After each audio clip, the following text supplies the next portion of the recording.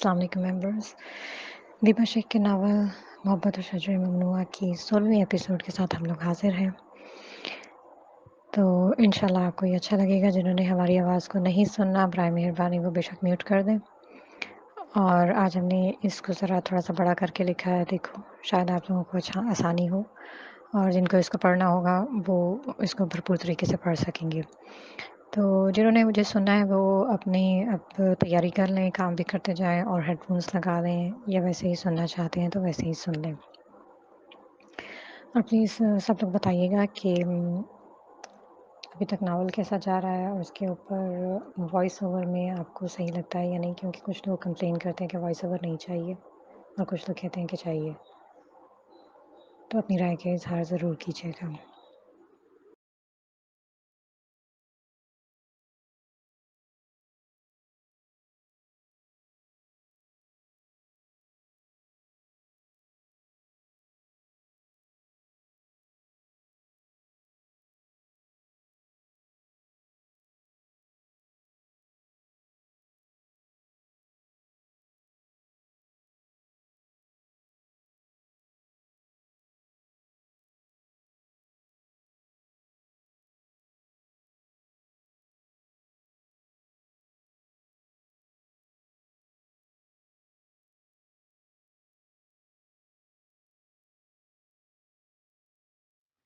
वो वहाँ से निकलकर सनाबल के कमरे में आई थी।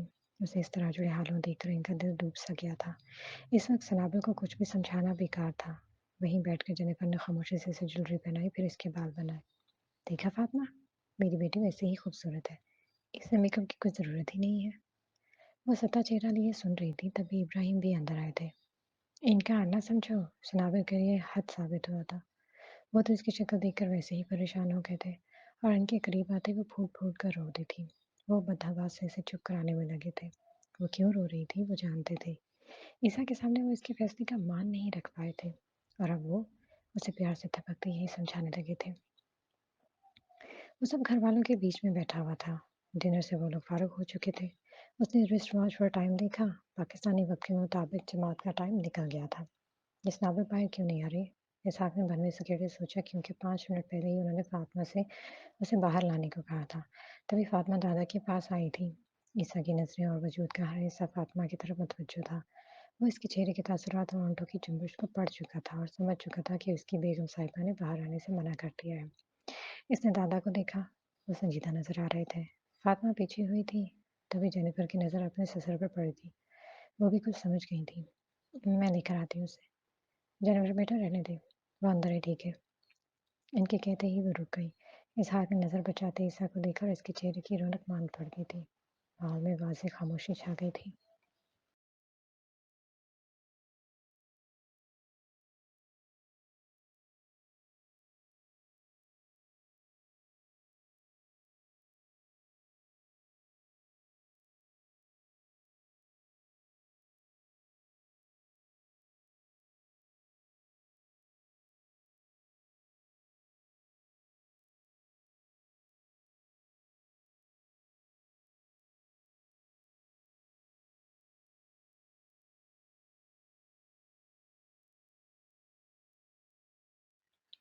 हद है वैसे सनाबल पर। इसको अपनी इज्जत का ख्याल नहीं तो कम से कम दादा की इज्जत का ख्याल कर लेती। ये तो खुली बेइज्जती है तुम्हारी कि इसके तुम्हारे साथ बैठना तो दूर, बाहर आना भी पसंद नहीं किया। मुझे लगता है वो तुम्हें लाइक नहीं करती और इस शादी से तो वो मुझे बिल्कुल खुश नजर नहीं आ रही। हो सकता है वो किसी और में इंटरेस्टेड हो। यहाँ तो मजाल है कि तुम्हारे मामले में किसी के मुंह से भाग भी निकल जाए। जोया इसके बराबर में बैठी मध्यम आवाज में बोली थी। वो सनाबल के मामले में गलत बंदे को बहका रही थी। ईसा ने गहरी सांस ली। बेइज्जती तो वाकई इसकी हो गई थी। हाँ, वो किसी और में इंटरेस्टेड हो, ये बात तो वो किसी भी माँ कभी मान ही नहीं सकता था। वो उठ गया था कि सबकी नजरें भी इसी पर थी। मैं नमाज अदा करके आता हूँ, उसने दादा के करीब आकर कहा था। हाँ ठीक है, जाओ। वो बाहर निकल गया था। जेनिफर ने सनाबल के कमरे की तरफ कदम बढ़ाए थे, वो इसलिए इस्माइल के कमरे में आ गई थी। वो नमाज पढ़कर फारग हुआ। चेहरे पर छाई संजीदगी खत्म हो चुकी थी। अपनी 28 साल जिंदगी में आज मैं पहली बार दिल से खुश था, मुतमईन था। बहुत गलत कर चुका हूँ तुम्हारे साथ। तुम्हारा नाराज होना बनता है। तुम इस रिश्ते की हकीकत को कबूल नहीं कर पा रही हो, मैं जानता हूँ। खुद मुझे 17 साल लगे इस रिश्ते की हकीकत को जानने में। जो बेइज़्ज़ती इसकी थोड़ी देर पहले घर पर हुई थी, उसने बड़ी ही तहम्मुल, मिज़ाजी और आला-ज़रफ़ी से इस कड़वे घूंट को शहद की तरह पिया था। और किसी भी शौहर के लिए ऐसी आला-ज़रफ़ी दिखाने के लिए शिद्दत इश्क का होना बहुत ज़रूरी नहीं है। बस दिमाग की फ्रीक्वेंसी ज़रा हिली हुई होनी चाहिए। और फ़िलहाल ईसा भी इसी कैफ़ियत में था।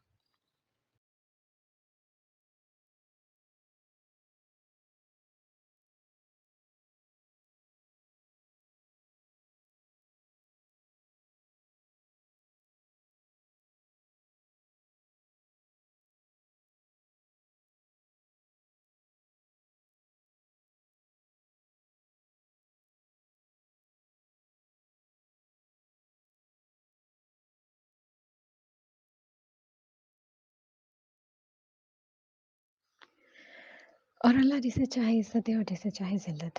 आह! क्या याद आया था। ऐसे ख़ास मौक़ों पर इन लाइनों की सरगोशियाँ हो जाती थीं। जो बुरा वो इसके साथ कर चुका था, इस औरत के हाथों से बेइज़्ज़त तो होना ही था। जिसने मुझे मकाम पर रख चुका था, वो उठ गया था। दिल बोझल होने के बावजूद भी वो खुश था। वापसी के रास्ते पर उसे अपने ऊपर एक अजीब-सा रश्क भी महसूस हो रहा था। इसने बचपन से जिसे चाहा था, अल्लाह ने उसे वही अता कर दिया था। इधर वो गमगीन थी, दुखी थी, बेहद दिलबर्दाश्ता हो रही थी। रह-रह कर उसे वही बात याद आ रही थी जो उसने ईसा से की थी कि किसी इंसानी शराबे से बेहतर मरना पसंद करूँगी। आह! मरना, मैं मरी तो नहीं। काश! इसकी तज़हीक-आमेज़ निगाहों को देखने से पहले वो मर जाती। ना मरती, कम से कम बेहोश ही हो जाती। क्या करूँ अल्लाह! उसने मेरा मज़ाक उड़ाया था, मुझे ज़लील किया तो मैं आपकी कसम खाकर कहती हूँ मैं इसका सर फाड़ दूँगी। वो बेहद जज़्बाती अंदाज़ में सोचते सचमुच इसे मारने के लिए कोई चीज़ देखने लगी। साइड टेबल पर ही मार्बल वाज़ पड़ा हुआ था। ये ठीक है। वाज़ को देखते वो प्लान बना चुकी थी। वो आया तो लाउंज में और कोई नहीं था सिवाय इब्राहिम और जेनिफर के। वो यकीनन इसके इंतज़ार में बैठे थे। वो इसे देखते ही खड़े हो गए थे। वो स्नैपल के बारे में इसे समझा चुके थे और ख़ास तौर पर इसे स्नैपल से माफ़ी माँगने की ताकीद की थी। ओके फिर कमरे में जाओ। जी, आप लोग नहीं जा रहे कमरे में? इसने कुछ इस अंदाज़ से कहा कि वो दोनों ही हँसने लगे। हिसा, तुम कन्फ्यूज़ हो रहे हो। हाँ, बहुत। पता नहीं आज मैं आपकी बेटी के हाथों बचता भी हूँ कि नहीं। आसार तो कुछ ऐसे ही नज़र आ रहे हैं, जेनिफर बोली, तो वो ज़बरदस्ती मुस्कुराया।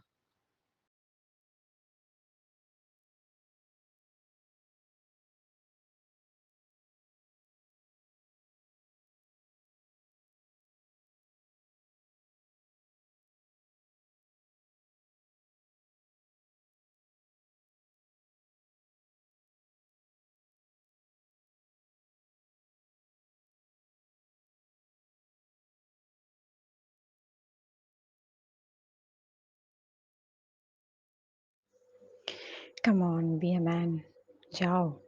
इब्राहिम ने जैसे इसके कंधे पर हाथ रखते उसे हौसला दिया। फिर वो आगे बढ़ गए थे। ईसा ने इनके जाते ही इस्माइल के कमरे की जानिब कदम बढ़ाए थे। तकरीबन 7 साल बाद वो इसका चेहरा देखने वाला था। उसे देखते ही क्या कहूँगा? सलाम करूँगा, तबीयत पूछूँगा। हाँ, ये ठीक है। फिर? माफ़ी? नहीं, ये ठीक नहीं है। माफ़ी देखूँगा। यही सोचते उसके दिल तेज़ी से धड़क रहा था। बेसाख्ता उसने अपने बालों और चेहरे पर हाथ फेरते खुद को नॉर्मल करने की कोशिश की थी, पर कामयाब नहीं हुआ था। हैंडल पर हाथ रखते उसके दिल की रफ्तार मज़ीद तेज़ हो गई थी। घबराहट अरूज पर थी। गहरी सांस लेते उसने हैंडल घुमाते दरवाज़ा खोला था। सामने ही बेड पर वो बैठी थी। इसी लम्हे दोनों की नज़रें मिली थी। ईसा के लिए वक्त जैसे थम सा गया था। धड़कन थी कि उबल रही थी, जोश मार रही थी, अपने होने का एहसास दिला रही थी। इसकी नम आँखें, सुर्ख चेहरा ईसा के वजूद में जगह बनाता चला जा रहा था।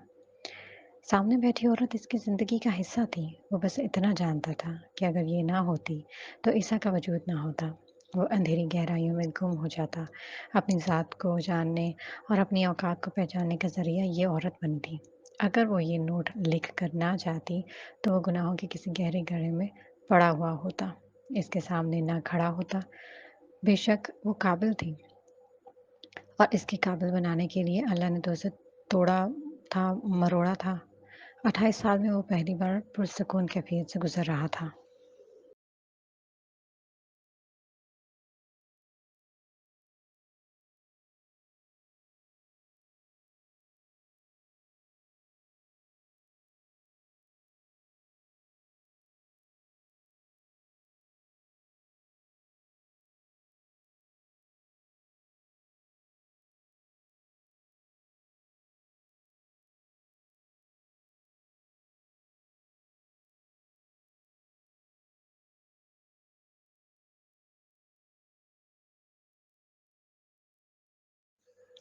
स्नाबल की नज़रें भी इसी पर जमी थीं।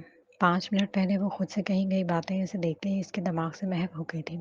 फिलहाल उसे देखकर स्नाबल के अंदर कोई ख़ास एहसास नहीं जागा था। ट्रेन की रफ्तार से दिल नहीं भागा था। पहली नज़र में उसे ज़रा मुख्तलिफ हुलिये में रखा था। स्नाबल की जांचती नज़रें इसके बालों से होती कान पर गईं। जहर लगने वाला टॉप्स गायब था। इसकी नज़रों के ताक़ब में ईसा की नज़रें भी गर्दिश कर रही थीं। वो जानता था कि वो क्या देख रही है। तभी ईसा ने हलक को साफ करते सलाम किया था और इसने नज़रें फेर ली थी। वो इस पर सलामती भी नहीं भेजना चाहती थी। वो पहली सीढ़ी पर ही लड़खड़ा गया था। वो सर्दमरी की इंतहा पर थी। वो जोश में डूबा था। वो पहले भी अलग सिमतों के मुसाफिर थे। आज भी मुखालिफ सिमत में भाग रहे थे। फिलहाल ईसा की आंखों से झलकते तासुर ने उसकी बात को रद्द कर दिया था। तिरछी नज़र से उसे देखते आगे आते हुए उसने साइड टेबल पर मोबाइल रखा। रिस्ट वॉच खोलते उसने भरपूर निगाह से उसे देखा। सर पर सजा ऑफ वाइट दुपट्टा इसके कानों को छुपा गया था। तीखी नाक और आंखों के नीचे की जिल्द सुर्ख हो रही थी। वो आज उसे बहुत अच्छी लग रही थी। तुम्हारी तबीयत ठीक है? वॉच को साइड टेबल पर रखते उसने ज़रा गला साफ करते हुए पूछा। वो तबीयत पूछ रहा था। ये पहला झटका था इसके लिए, पर इसने कोई जवाब नहीं दिया। वाज़ेह नागवारी और गुस्सा इसके चेहरे से आया था। बात करना ईसा के लिए हमेशा की तरह मुश्किल था। सलाम कर चुका था, तबीयत पूछ चुका था, अब क्या कहे?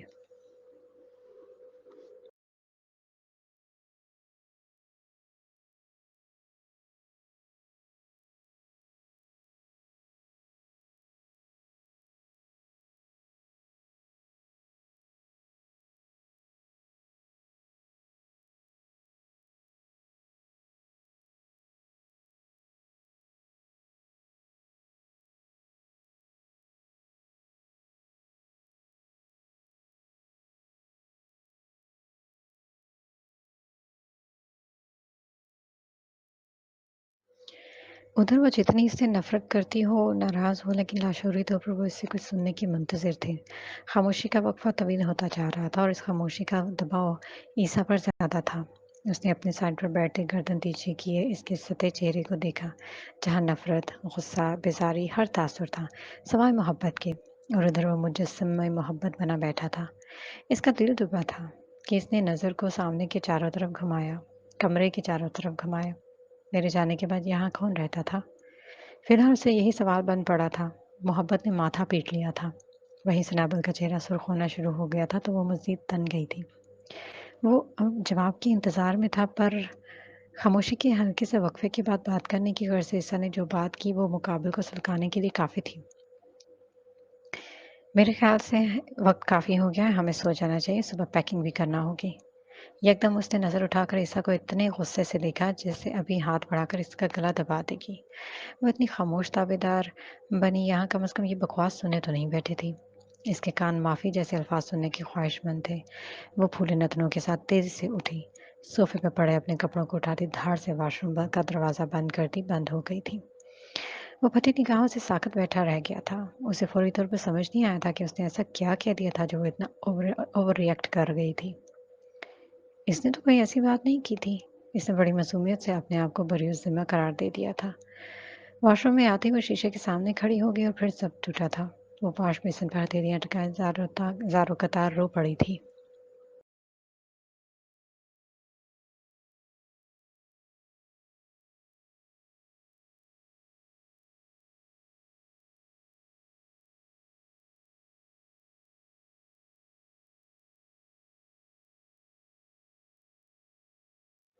वो कभी मुझसे माफ़ी नहीं माँगेगा, अपने किए पर कभी नहीं पछताएगा। मुझे कभी इससे इज़्ज़त और मोहब्बत नहीं मिलेगी। शौहर की मोहब्बत और इज़्ज़त मुझ जैसी लड़कियों के नसीब में होती ही नहीं। हो, वो तो ज़्यादा सुंदर जेठानियों के नसीब में होती है। वो खुद अज़ियत का शिकार होती बेसन को छूते ज़मीन पर बैठती चली गई थी। मोहब्बत मेरे नसीब में नहीं। इसने अजान अंदाज में अपने बंदों को कानों से उतार कर फेंका, फिर चूड़ियाँ उतार कर ज़ोर से फर्श पर मारी थी। वो इससे नफ़रत करती थी, लेकिन लाशौरी तौर पर वो उसकी मोहब्बत की तलबगार भी थी। वो शजर ममनुआ के साए तले बैठी थी, नाशुक्री का जो फल वो खा चुकी थी, अब इस फल ने उसे हर हाल में रुलाना ही था। अगर उसे ये पता चल जाता कि वो इज़्ज़त के किस मकाम पर खड़ी है कि एक शख्स को हदायत का रास्ता दिखाने का सबब बनी है, इस वक़्त वो खुद नहीं जानती थी कि उसे क्या अता कर दिया गया था। अगर जान पाती तो सजदाए शुक्र से सर ना उठाती। अब फिर इतना रोकर भी क्या फ़र्क पड़ रहा था? बस इसका दिमाग भारी होकर दर्द करने लग गया था। आँखों की निचली जिल्द पर मिर्चें लगने लगी थी। गला भी बैठ गया था। उसे वॉशरूम गए हुए काफ़ी देर हो गई थी। अब इससे ज़रा मुहतात हुआ था। वो वॉशरूम से निकली, अपनी अरूसी लिबास को गेंद की तरह रोल करते वो अलमारी की तरफ बढ़ी। धुला चेहरा बता रहा था कि वो खूब रोकर आई है। उसने अलमारी खोलकर लिबास को अंदर फेंका, धाड़ से पट बंद करके बेड पर आते अपने दुपट्टे को सर पर कसा और लपेटते ही कंबल सर तक ओढ़ लिया। ईसा कुछ लम्हे होनक ज़रा इस गठरी को देखता रह गया, फिर कुछ ना समझते हुए चेंज करने वॉशरूम चला गया। वॉशरूम की हालत बता रही थी कि वो अंदर क्या कर रही थी। इसने ढूंढ कर ज्वेलरी को समेटा, इन्हें धोया, फिर कपड़े चेंज करके वापस आया। साइड टेबल पर इसकी ज्वेलरी रखते मोबाइल उठाया। कुछ मील्स थी, इसने बैठते हुए इन्हें पढ़ा, फिर नमाज का टाइम सेट किए अलार्म लगाया और मोबाइल बंद करके रख दिया। इस वक्त वो इन मेल्स का जवाब देना नहीं चाहता था। साइड लैंप ऑन करने के बाद उसने उठकर कमरे की लाइट ऑफ कर दी थी। इस्लामाबाद में भी इस वक्त ठंड थी। वो मुकम्मल कंबल लपेटे लेटी हुई थी।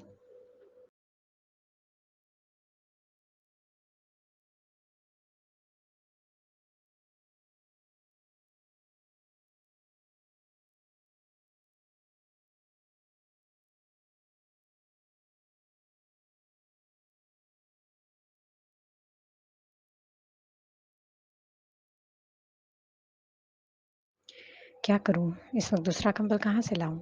उसने गठरी की तरफ देखा, फिर कंबल पकड़कर हल्का सा खींचा, पर मुकाबले में कोई हरकत नहीं हुई थी। स्नाबल, मुझे भी कंबल चाहिए। अभी उसने कहा ही था कि वो कंबल को उड़ती उसी गुस्से से उठी। अलमारी खोलकर नीचे खाने पर पाँव रखकर ऊपर चढ़ गई। मैं कर लेता हूँ। वो कहते उठा था कि बेड इसने पैक कंबल उतारकर उसके इसे जोर से बेड पर फेंका, जो लुढ़कता हुआ बेड से नीचे जा गिरा और फिर से पट को जोर से बंद करती बेड पर आकर इसी तरह लेट गई। ईसा ने भवें सुकेड़े नागवारी से उसे देखा और फिर पैक कंबल को उठाया। ठीक है, गुस्सा अपनी जगह, पर इस बदतमीजी की क्या ज़रूरत है? उसने कंबल को कवर से निकालते हुए सोचा। लेटने के बाद उसने उसे देखा, उसे अब वो इतनी अच्छी भी नहीं लग रही थी। वो करवट लिए आंखें मूंद गया था। ईसा की आंख अलार्म से कुछ लम्हे पहले ही खुल गई थी। इसने रिस्ट वॉच में टाइम देखा। फजर की अजान होने ही वाली थी। उसने रिस्ट वॉच वापस रखते गर्दन मोड़कर देखा। इसका कंबल अब थोड़ा नीचे था, बाल नजर आ रहे थे। इसने गर्दन सीधी की, मोबाइल ऑन करते अलार्म बंद कर फिर उठकर वॉशरूम में चला गया। फ्रेश होकर बाहर निकला और इसके साइड से गुजरते ईसा ने इसका चेहरा देखा। सर पर बंधा दुपट्टा ढीला होकर ऊपर हो गया था। कंबल नाक से जरा नीचे था। रात वाली इसकी सारी सर्द महरी, सारी अदाएं याद करते हल्की सी मुस्कुराहट इसके चेहरे पर रेंग गई थी। वो वहां से हटते साइड से अपनी वॉच उठाकर बाहर निकल गया था।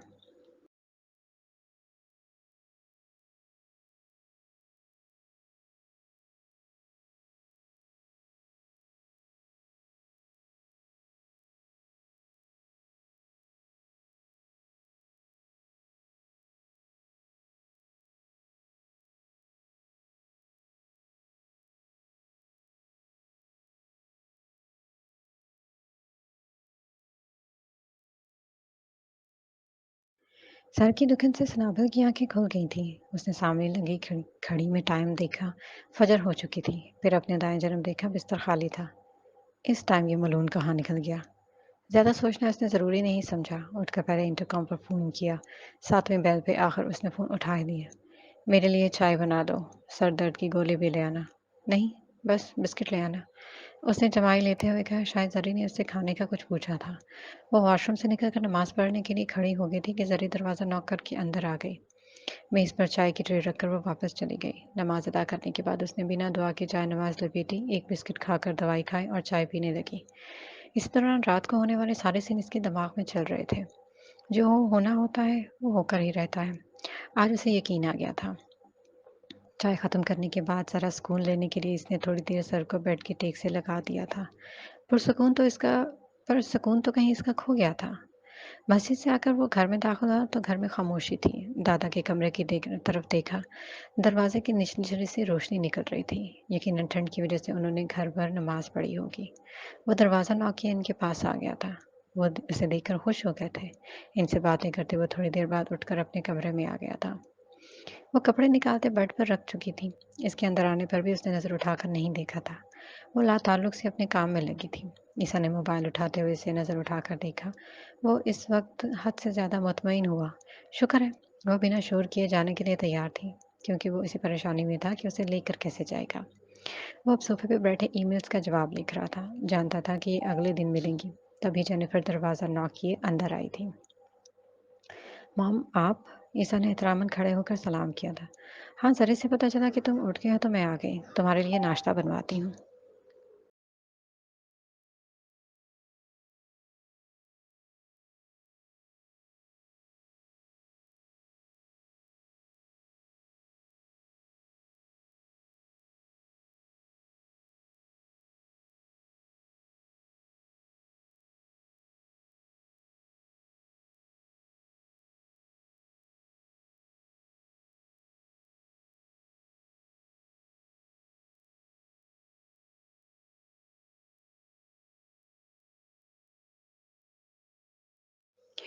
नहीं मॉम, हम साथ में नाश्ता करेंगे।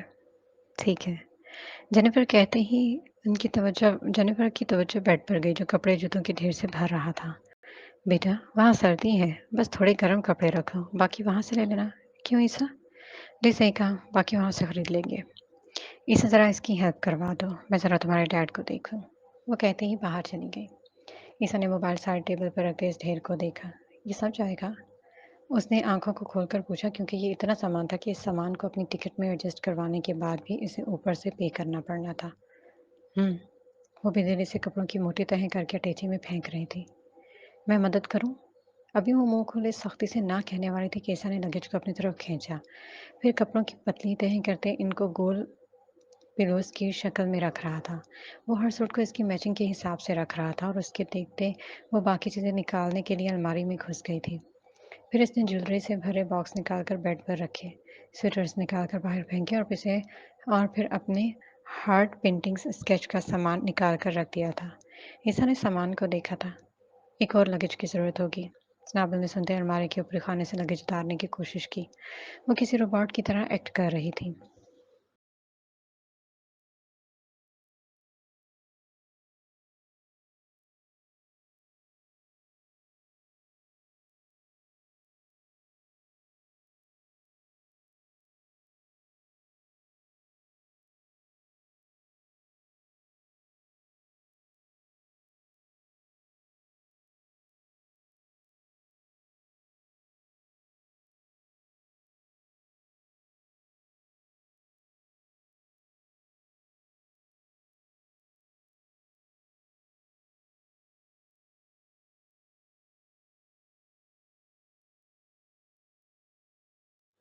हाँ, तो मैं उतारता हूँ। उसने कहते ही आगे होकर लगेज बाहर निकाला। फिर उसने सामान को देखा और जल्दी हाथ चलाते अपने हिसाब से चीज़ें रखनी शुरू की। ज्वेलरी को पैकेट में रखते कपड़ों के दरमियान रखा। एक बंद और एक खुला जूते में कपड़ों ठूंस कर इसको भी दरमियान में रखा कि शेप खराब ना हो जाए। ये स्वेटर्स अच्छे लगेंगे। वो सिर्फ 2 रखे। वो इतनी सफाई और जल्दी से ये सब कर रहा था कि सनाबल हैरान रह गई थी। वो ये काम खुद नहीं कर सकती थी।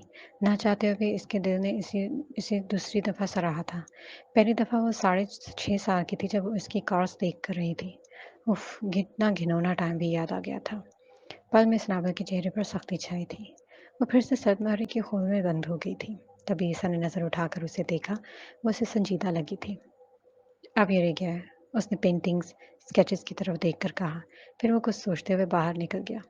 तभी स्नाबल की नज़र अपनी पसंदीदा हाई हील शूज़ पर पड़ी, जिसे वो 2 साल पहले दुबई से लाई थी और जिसे उसने अब तक नहीं पहना था। इसने उठाकर उसे अपने लगेज में रखा। 10 मिनट बाद वो कमरे में आया था। हाथ में गत्ते का डब्बा था। हाथ में डब्बे गत्ते का डब्बा था। फिर उसने सारी इसकी चीज़ों को समेट कर इसमें रखा। 45 मिनट में वो इसके सारे सामान को पैक कर चुका था। नाश्ते के बाद उसकी वापसी थी। सामान गाड़ी में रखवा दिया गया था। इस दफ़ा वो सबसे मिलते आंसू बहाने लगी थी। गिले शिकवे हवा में उड़ गए थे। दादा, मैं कैसे रहूंगी आपके बगैर? वो रोते हुए इनसे जुदा नहीं हो रही थी, और ईसा बड़ी हिम्मत से ये जज्बाती सीन देख रहा था। बस कर जाओ सनाबो, तुम इतने सालों से यहाँ रहती रही हो। जोया ने बेजारी से तबसरा किया, लेकिन किसी ने इसकी बात पर तवज्जो नहीं दी।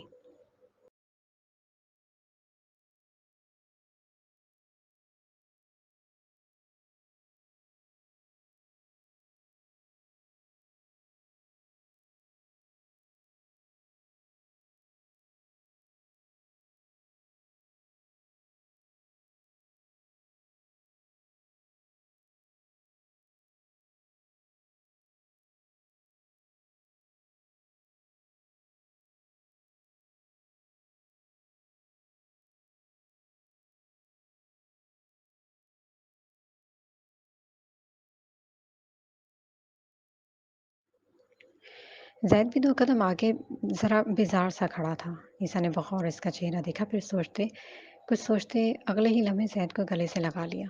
एकदम ज़ैद हवास बाँखता हुआ था। वहीं सब हैरानगी से ये मंज़र देख रहे थे। ईसा हक़ूक़ुल इबाद निभाना चाहता था, जो बेहद ज़रूरी थे। बचपन से लेकर अब तक जो मैंने किया है, इसके लिए सॉरी। वो क्या कह रहा था? ज़ैद दम बख़ूर था। ईसा और माफ़ी? इसका मतलब वो वाक़ई बदल गया है। चंद लम्हे बाद ज़ैद ने भी अपनी बाहें उठाकर इसके गिर्द हाला बना दिया था। कमीने, दोबारा मुकर तो नहीं जाएगा? ज़ैद ने इसके कान में कहा था। जब तक बड़ा कमीना कुछ नहीं करेगा, छोटा भी कमीनगी नहीं दिखाएगा। ईसा ने भी आस्तगी से इसके कान में कहा था। ज़ैद ने एकदम उसे अपने से दूर करते इसके सीने पर मुक्का मारा था। तू कभी नहीं सुधरेगा। ज़ैद ने ज़रा नम-ज़दा आँखों से उसे देखा। तेरे लिए तो कभी नहीं। ईसा ने कहा तो ज़ैद ने उसे फिर से गले लगा लिया। कई लम्हे ऐसे ही गुज़र गए। छोड़ दे, अब ये ज़्यादा ही हो रहा है। ईसा के कहते ही उसने हँसकर उसे दूर किया। वहाँ सब ही हँसने लगे थे, सवाए सनाबल के। इब्राहिम ईसा को लिए आगे बढ़ गए थे। ईसा, आज मैं तुम्हें आखिरी बार समझा देना चाहता हूँ कि अब सनाबल के मामले में मुझे कोई शिकायत न मिले। ये आखिरी मौका है तुम्हारे पास। जी। उसने हाँ में सर हिला दिया।